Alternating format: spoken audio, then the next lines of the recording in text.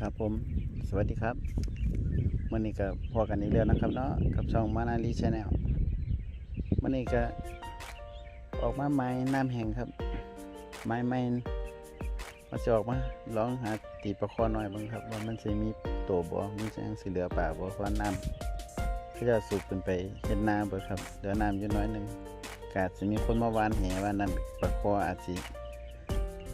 ถือคนจับเป็นหลายเนี่ยแล้วครับก็สิอ่านเรือเนี่ยก็สิบ่หลายปานใดครับผมจังใดก็มารอติดตามรับชมผลงานนะครับเด้อถ้าตอนนี้เห็นหน้าคนหนึ่งครับเขาเจ้าคนไต้หวันเขาเจ้ามาตกปลานิ้นครับการเดี๋ยวสิไปขอเบิ่งเขาเจ้าว่าเขาเจ้าสิดเนี่ยใดครับจังสิได้ปลาอาจจะใส่ตะขอนรกครับเดี๋ยวเราไปรอรับชมกันนะครับเด้อว่าเขาเจ้าเฮ็ดจังไดครับผมนั่นแหละครับตามผมมาครับดีเซนเจอร์เป็นจะสั้นฮะ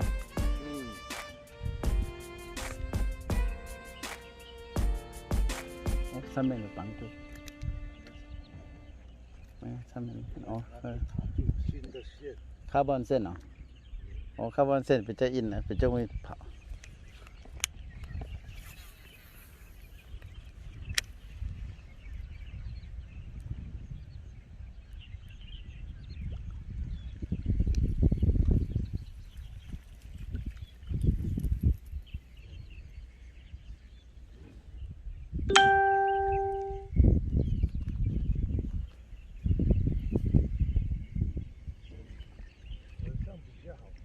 晚上哦，晚上伊就较好照啊，这样。一进岛尾应该嘛都被裂了哈。纯中呢，这呢。他们都用网子吧？哎，用网子用ผ้าแล้วสิไปส่งไปมงยงเนี่ยสิหายเหรอเขาก็ไต้หวัน应该被裂了啊。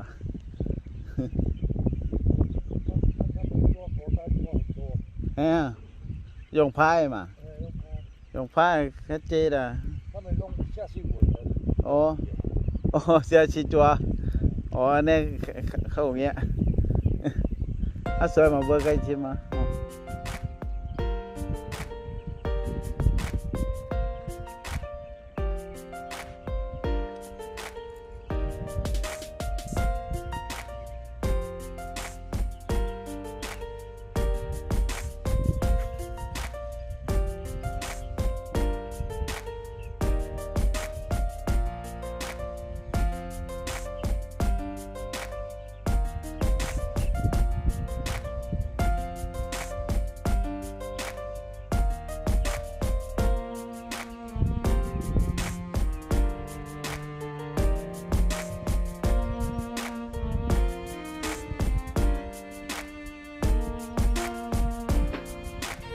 วิธีตกก็จะใช้ตะขอ3ทางนะครับแล้วตวัดก็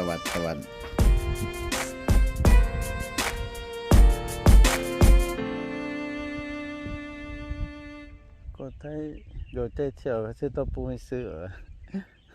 应该高在那边会比较。哎，他在看人在这边，他就跑过去；我们跑过去那边，他就跑过来这边的，很聪明啊。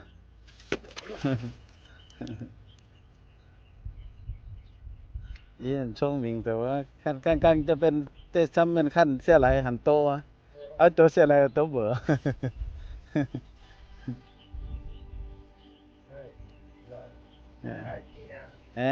เกียร์หลังคอเดือหลังไอ้เกียร์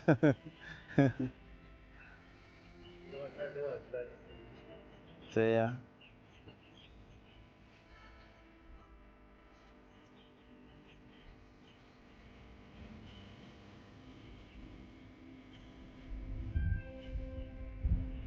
อีโยเป็นอย่างก็ปรับไปที่นั่นแต่ก็ส่วนนั้นเป็นต่อมาโปรเซนแต่ผมมัน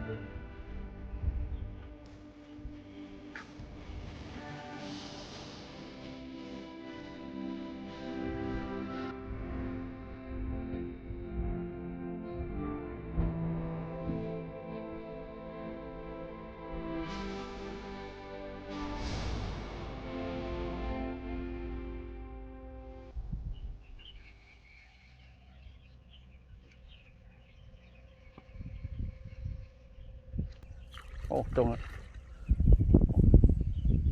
这是在附近呢。我看到这过带个呢。没有乌龟，哦，过去。比较大只的我们就抓走。哎小时候很好不，捞起来一般捞起来龟干个是这边没大。有，แล้วเราอย่าบ่เป็นตัว มันสิตันที่สี่เนี่ย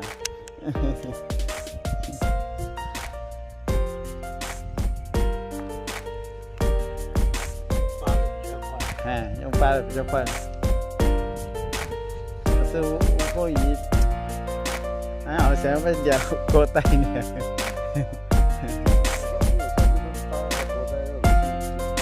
哦，意思哦，它是全部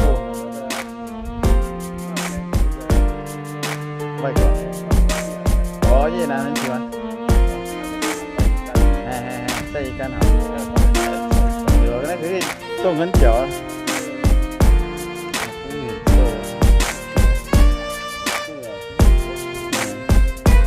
可是这边鱼比较好，比较没有毒味啊。对呀、啊。